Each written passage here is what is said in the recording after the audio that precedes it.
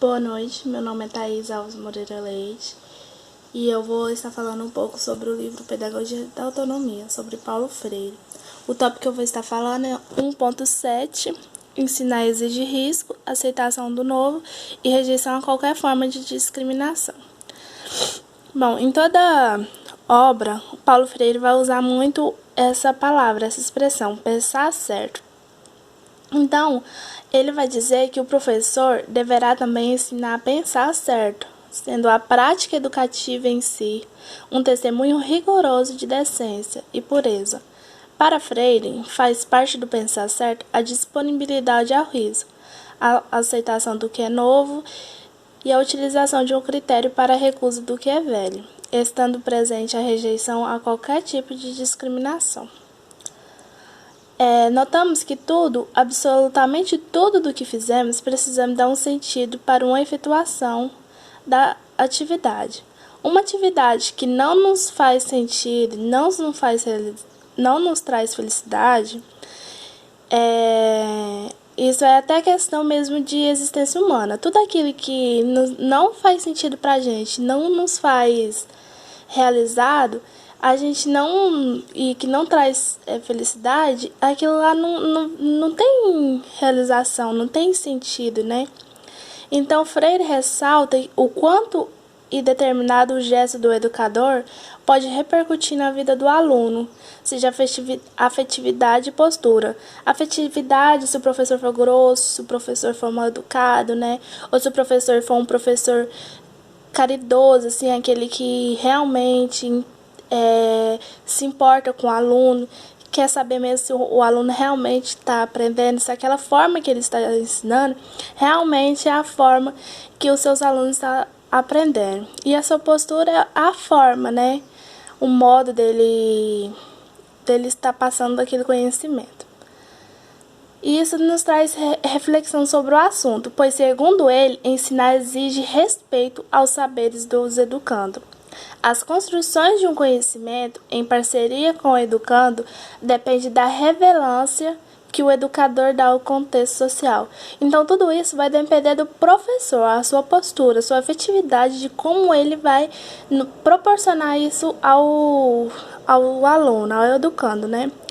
Então, tudo isso a gente vai estar vendo e vai estar entendendo mais, né?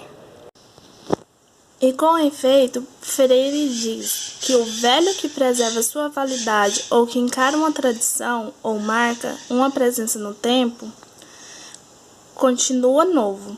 Freire, 2019, página 36 a 37. Então, tudo que nós conseguimos perceber aqui, em ambos casos, o fato do critério de aceitação não foi do sentido de que essas coisas novas ou velhas trazem para o ser humano em questão, isso é grave. Rejeição preconceituosa do novo traz tolimento social e, inversamente, a rejeição impensada do velho traz modernismo, uma coisa vã e sem sentido duradouro.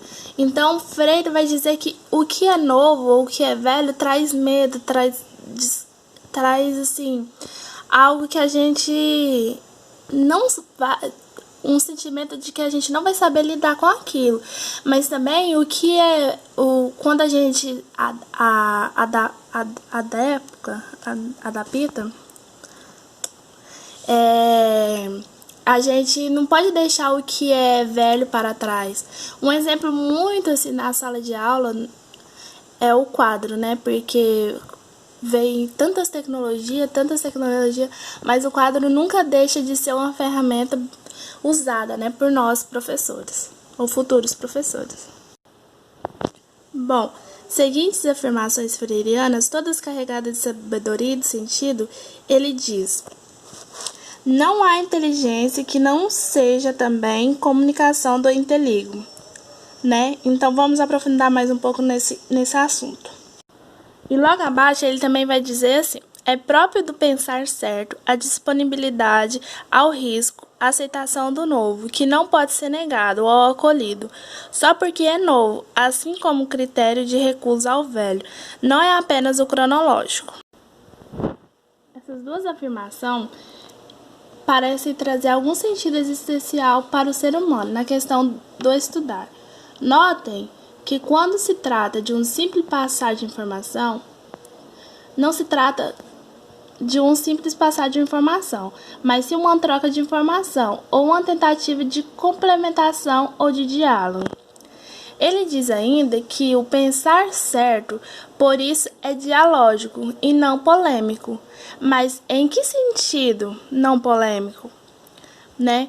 Ora, como disse ele mesmo, a inteligibilidade deve se fundar na dialogicidade. Deve-se tentar um entendimento mútuo, baseado na ética universal, e não uma simples mediação de opiniões na direção sou professor e estou certo, me provem do contrário. Bom, essa frase, sou professor e estou certo, me provem o contrário, quando eu estava no ensino médio, eu já escutei muito essa frase.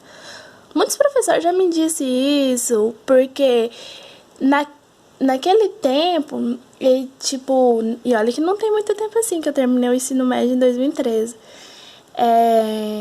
Os professores, eles achavam no alto grande escalão, né? Tipo, eles eram o detetor do saber e pronto. Muitos professores. Porque eles estavam ali para ensinar e nós para aprender. Mas isso não quer dizer que a gente não saiba de nada, que a gente não tem nada para ensinar para eles. Pelo contrário, a gente tem sim muito o que ensinar. Nós, como os alunos, temos muito sim o que ensinar, o que aprender, o que construir juntos a partir dessa perspectividade, né, de professor e aluno. Então, isso nos traz a refletir sobre o que o professor, sou professor e estou certo, me provem o contrário.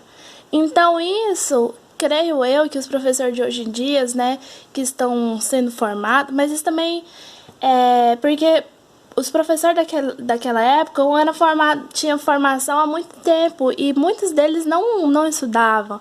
E nós, como professores, temos sempre que estar estudando, estar atualizados, né? E eu vejo isso como como que eu posso dizer?